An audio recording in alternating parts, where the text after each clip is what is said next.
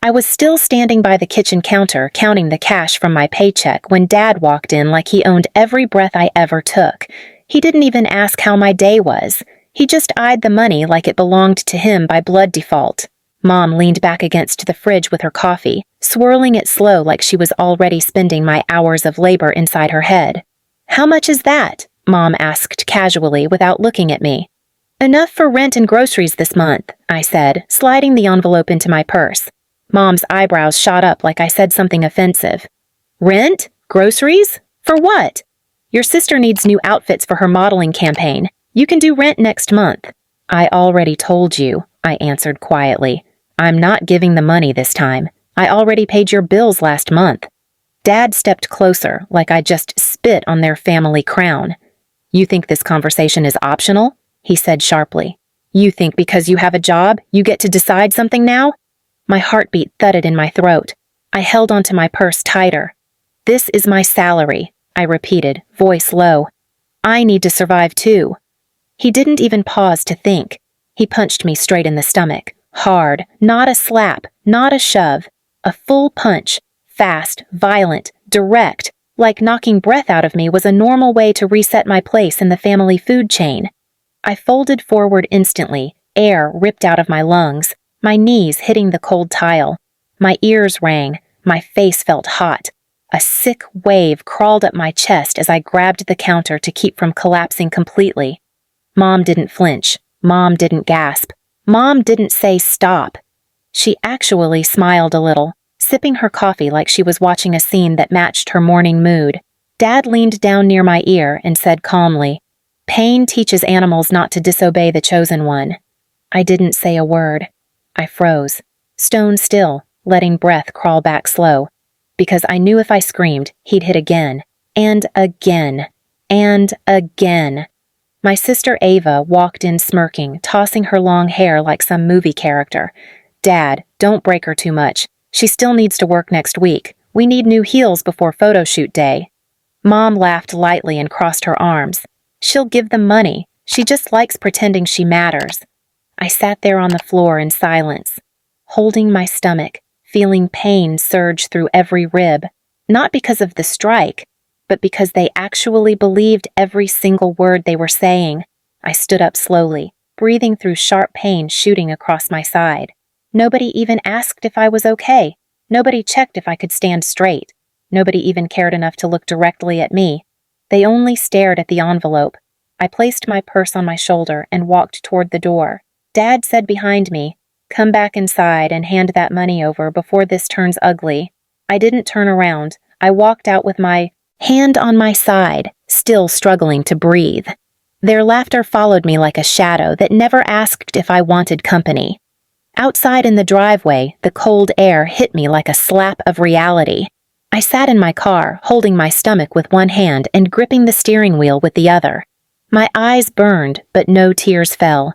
The pain wasn't physical anymore. It was the realization of just how replaceable I truly was to them.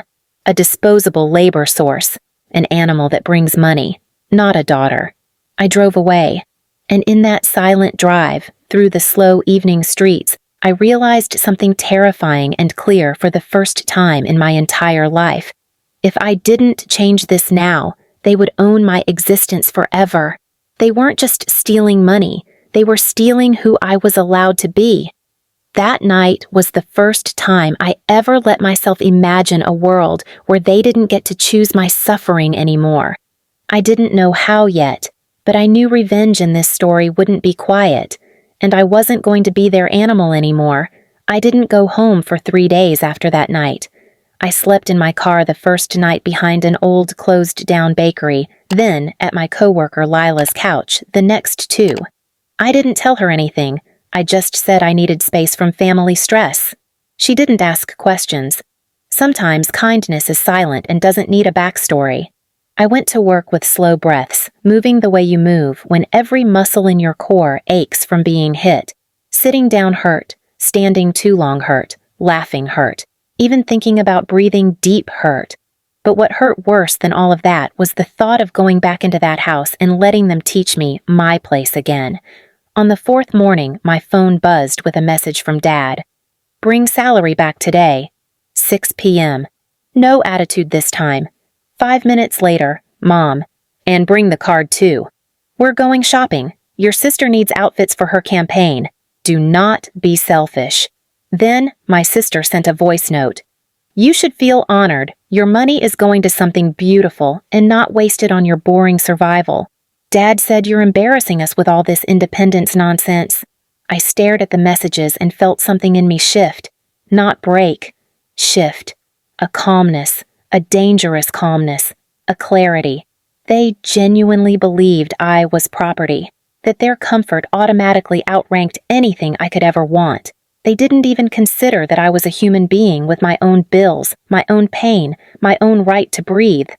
They believed I didn't get to say no. That night, instead of going home, I booked the smallest studio apartment I could find and signed the rental contract with my remaining pay. The place was tiny, 1 room, cement floor, a single window facing a brick wall. But when I stepped inside, I felt air in my lungs I had never tasted before. Air without permission. Air that didn't belong to someone else. I sat on the floor and cried. Quietly, not because of pain, but because this was the first oxygen in my life that didn't come attached to humiliation. At 6 p.m., my father called 6 times. Then my mom called 8 times. Then my sister started texting threats, manipulation, guilt. I didn't answer any of them. By 9 p.m., they switched to rage. You think you can survive without us? You think you get to decide anything? Bring the money now, or you will regret this for the rest of your life. I muted them. The silence felt like power I never realized I always had. The next morning at work, my boss pulled me aside gently. Are you all right? You seem stiff, exhausted. I paused. I almost lied. Then something snapped again, in a good way. No, I said quietly. I'm not okay, but I'm fixing it. He nodded and told me HR was available if I ever needed support. That small sentence, you're allowed to fix it. It was something I never heard inside my own home. That night in my new tiny studio, I finally felt like I had a base camp to rebuild myself from. I made a small plan. A real one. I would never again hand money to people who saw me as livestock. I would build savings quietly. I would build my career without them. I would make sure my financial stability became a wall they could never climb again.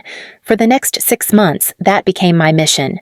Extra shifts, freelance side gigs online, saving every spare dollar. I didn't go back to my parents' home once. Not a single birthday, not a single gathering, not a single fake apology bait message.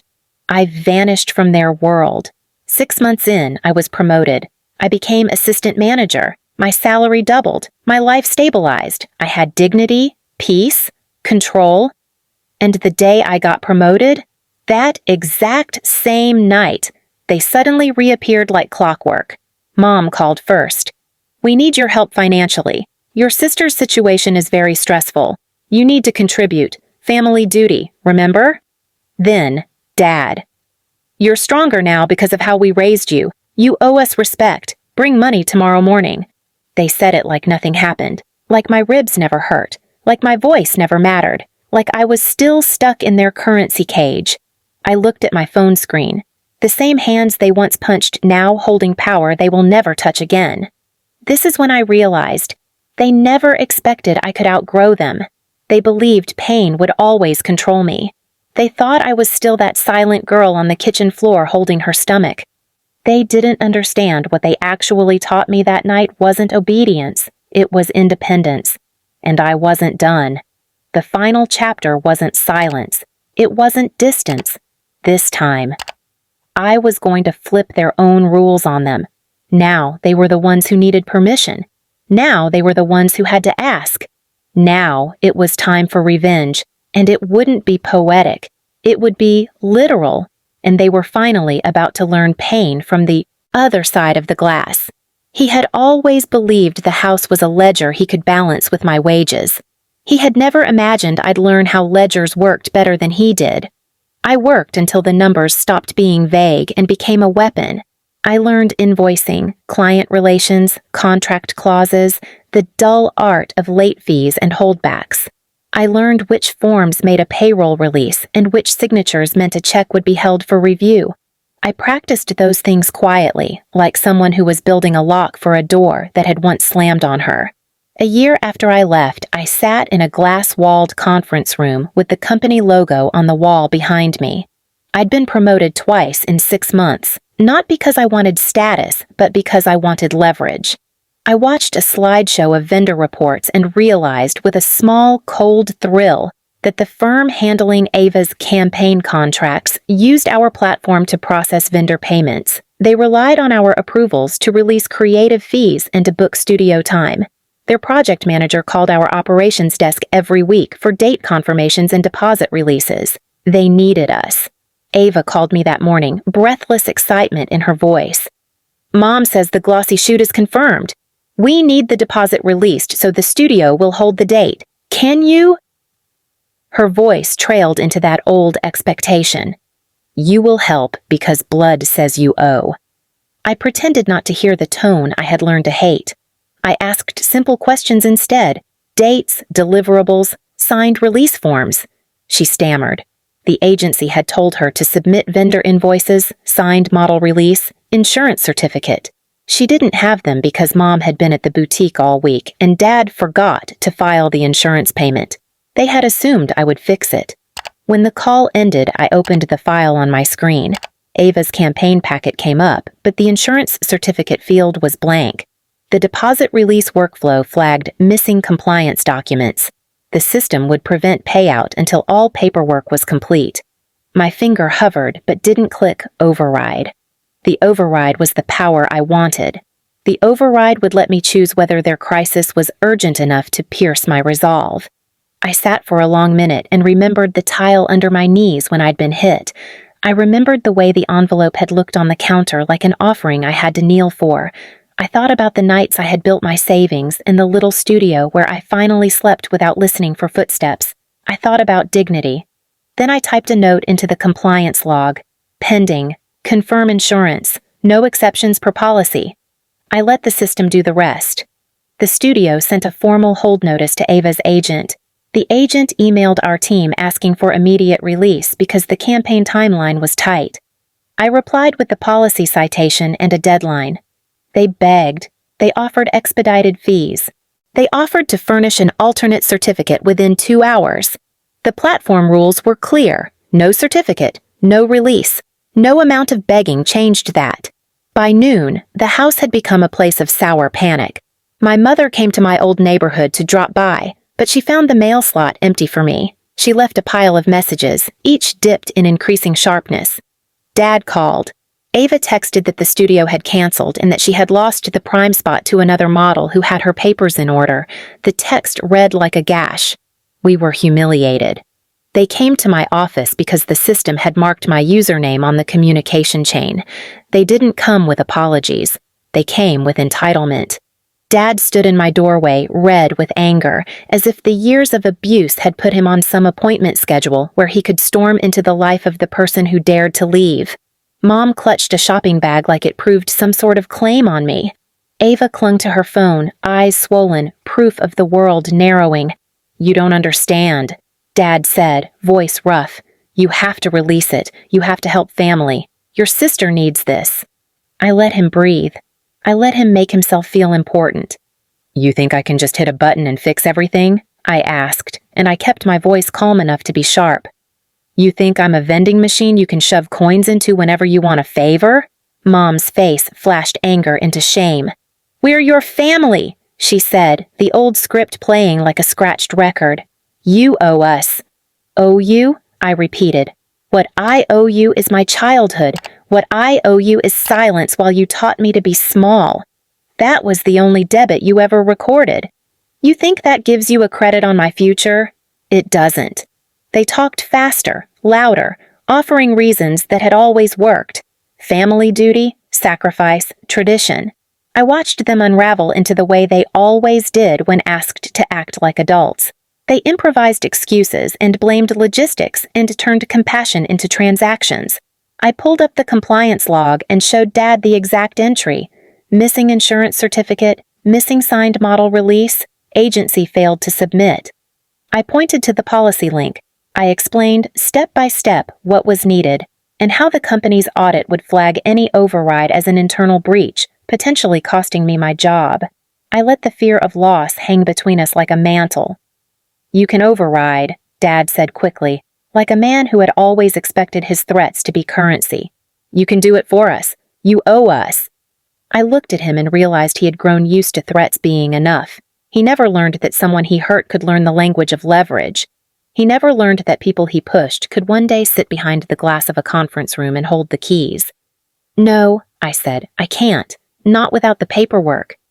For a moment, it looked like he might strike me where I stood. For a moment, it looked like old violence might find its way into new territory. Then something stranger happened. His bravado folded into pleading. "Please, for once, just this one time." I leaned closer, and my voice was cold. "You punched my stomach for saying no," I said. "You called me an animal. You taught my sister that she was chosen and I was nothing. You turned my life into your convenience store. You want me to be your machine again? Make no mistake. If I release this, it's because every document is in order, not because you screamed louder, not because you begged, because you did the work like adults." Ava made a sound like a child who had been dropped. She went pale. She tugged at Mom's sleeve and said something about how this would ruin their reputation, how some favors couldn't be repaid. I watched her capitulate. Then I did something they had never expected.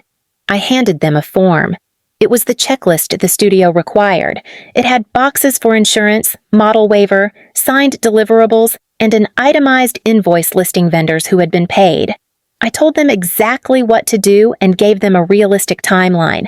Fix it within 3 business days, then I would reassign a compliance officer to review. No exceptions, no overrides. They stared as if I'd handed them a map to another country. They wanted the instant fix. I offered labor, rules, and a boundary. Work like an adult or lose the prize. The next hours were a frantic storm. They ran to the agency. They tried to borrow money for a last-minute certificate. They made phone calls and promises. They scraped payment plans together, flitted between shops trying to bribe documents into existence. They begged my colleagues. One of our junior coordinators, who had always liked me quietly, even offered to walk them through forms. Mom accepted that help with a hate-filled gratitude. They fixed what they could in a panic. They paid expedited fees. They produced a half-truth certificate that, under audit, would fail. I rejected it. I explained why. I refused to be the backdoor to their shortcuts. When the deadline passed, they had lost the studio slot and the campaign moved forward with a different model. The public damage wasn't wide. No drama, no feeds, no viral blasts. This was quieter, surgical. Ava missed the exposure she'd banked on. The agency marked her as unreliable. A manager flagged her in the talent roster. Contracts that would have bridged months of lavish bills didn't arrive. The family's cash flow stumbled. They came to me the following week, not with rage, but with something worse. The hollow pleading of people who finally realized they were caught in a life they hadn't built. Dad asked me for a loan. Mom offered a contrite, rehearsed apology. Ava promised to change. I listened. I weighed them with new currency. Terms. "You want help?" I said. "There are conditions." They looked at me like children bargaining for dessert. I laid out a list, small, humiliating for them only in the way of paperwork. Formal apologies in writing, a signed statement that they acknowledged the abuse, a binding agreement that they would no longer request funds or use my name for discounts without signed consent. I asked for proof of insurance payments and vendor receipts for other expenditures they had offloaded onto me over the years. They balked, they argued, then they signed. They signed because they had to.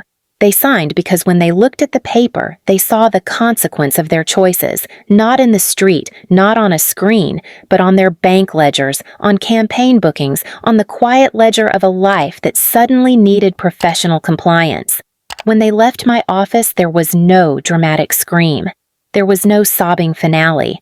There was a thin, electric silence, the kind that follows a wound that hasn't healed because someone pulled the bandage off and the air kissed it raw. I went home that night and unlocked my apartment door with a calm hand. I put the kettle on. The domestic smallness of making tea felt like a victory because it was mine. Outside, my phone buzzed once, a string of messages from Ava about what she'd lost. I read them and then deleted the conversation. There was no satisfying gloat in it. There was a hard, necessary truth. They had learned to take for granted the person who would always make their messes go away. I made sure the messes had to be fixed on their terms now under rules I created, in public, procedural, measured, irreversible. When I turned off the light, the apartment was quiet in a way that wasn't empty. It was occupied by freedom that had a price I'd finally paid. Not in ribs or silence, but in time, in effort, in sober, slow building. And for the first time, I slept without waiting for violence to ring on the other side of the door.